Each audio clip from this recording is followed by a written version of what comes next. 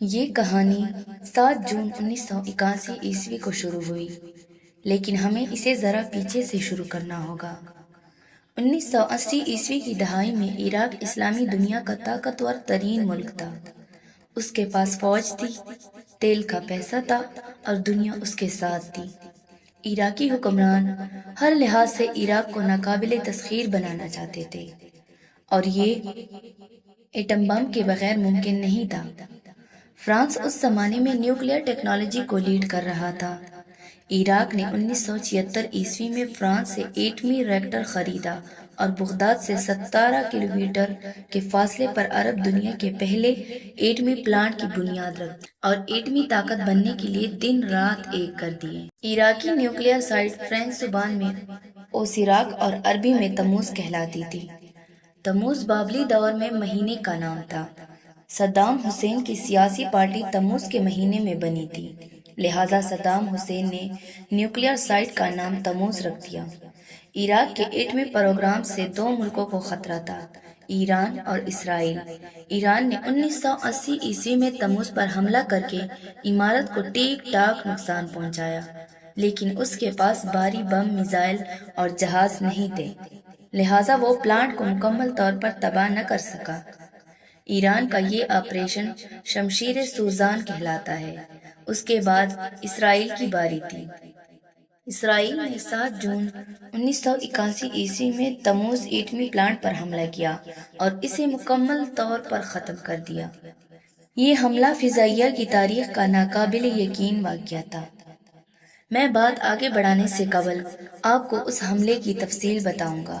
کیوں؟ کیونکہ ہماری کہانی میں آگے چل کر اس کا بار بار ذکر آئے گا اور اس کا موجودہ حالات کے ساتھ بھی گہرا تعلق ہے۔ اسرائیل نے 1979 میں عراق کا ایٹمی ریکٹر تباہ کرنے کا فیصلہ کیا۔ اس وقت اسرائیل میں میناگم بیجن وزیر اعظم تھا۔ اس نے اسرائیلی ایئر فورس کے 140 اسکواڈرن کو یہ ذمہ داری سونپ دی۔ یہ اسکواڈرن عرف عام میں گولڈن ایگل کہلاتا تھا۔ اس زمانے میں F-16 سب سے اچھا جہاز تھا، لیکن یہ اسرائیل سے عراق اور وہاں سے واپس نہیں آ سکتا۔ اسرائیلی انجینئرز نے سب سے پہلے اس میں الٹریشن کی، اس کے ساتھ 3 اضافی فیول ٹینک لگائے، پھر جہاز کے ساتھ 2,000 پاؤنڈز 1920 کلوگرام وزنی 2 MK-84 بم لگائے اور پھر یہ ان جہازوں کو اڑاتے رہے۔ اسرائیل نے ایسے 8 جہاز تیار کیے تھے۔ اس پروجیکٹ کو آپریشن اوپیرا کا نام دیا گیا۔ اس کے لیے ایسے 20 پائلٹس منتخب کیے گئے جو مرنے کے لیے تیار تھے۔ انہیں خصوصی ٹریننگ سے گزار کر بغداد سے ملتی جلتی زمین پر مسلسل 2 سال پریکٹس کرائی گئی۔ اسرائیل نے اپنے صحرا میں تموز پلانٹ جیسی بلڈنگ بنائی۔ پائلٹ روز 8 خصوصی F-16 طیاروں پر بغداد جتنا سفر کرتے تھے، فیول کے 3 اضافی ٹینک ختم کرتے تھے اور پھر MK-84 جتنے وزنی بم عمارت پر گراتے تھے، اور پھر 1139 کلومیٹر کا فاصلہ طے کر کے واپس بیس پہنچتے تھے۔ یہ پریکٹس 2 سال مسلسل جاری رہی۔ اس دوران کسی پائلٹ اور معاون نے کوئی چھٹی نہیں کی۔ انہیں بتایا گیا تھا تمہیں کسی بھی دن اصل مشن پر روانہ کر دیا جائے گا۔ وہ دن کون سا ہوگا کوئی نہیں جانتا، لہٰذا تمہیں ہر وقت تیار رہنا ہوگا۔ اسرائیلی پائلٹس ان 2 برسوں میں ریڈار سے بچنے کے لیے زمین سے صرف 30 میٹر 98 فٹ کی بلندی پر اڑتے تھے۔ اس دوران اسرائیل کے ماہرین اردن، سعودی عرب اور عراق کی فضائی سیکیورٹی کا جائزہ لیتے رہے۔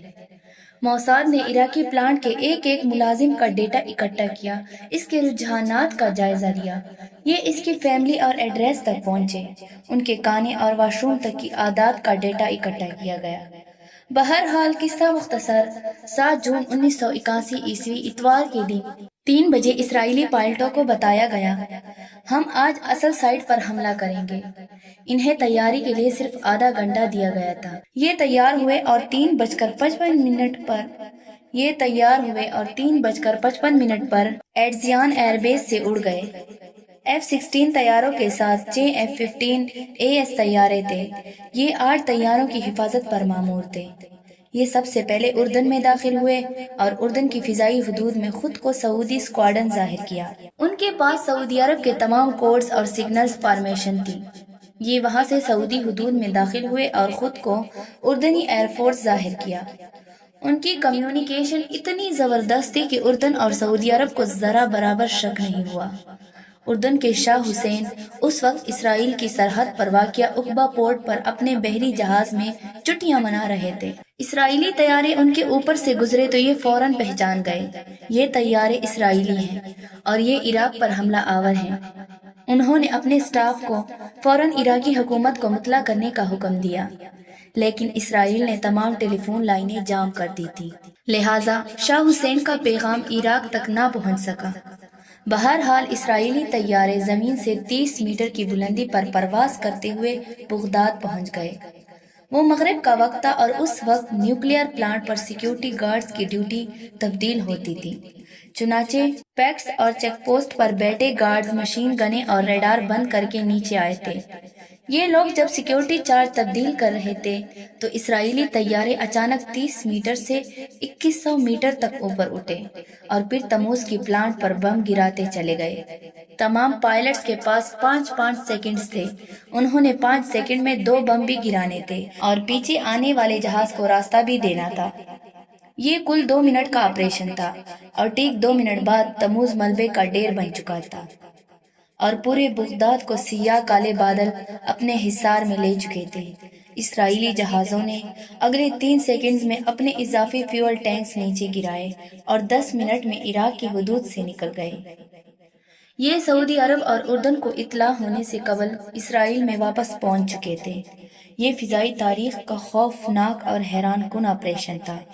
اس نے عربوں کے ساتھ ساتھ امریکہ اور یورپ کو بھی پریشان کر دیا۔ امریکہ کا خیال تھا دنیا کی کوئی ایئر فورس 3 ملکوں کا ریڈار سسٹم جام نہیں کر سکتی اور F-16 کو 3 اضافی فیول ٹینک اور 2000 کلو وزنی بموں کے ساتھ نہیں اڑا سکتی، لیکن اسرائیل نے یہ کر دکھایا۔ اس حملے نے عراق کے ساتھ ساتھ پوری عرب دنیا کو ہلا کر رکھ دیا۔ اردن، سعودی عرب اور عراق تینوں اس وقت امریکہ کے اتحادی تھے اور امریکہ اپنے تینوں اتحادیوں کی فضا نہیں بچا سکتا تھا۔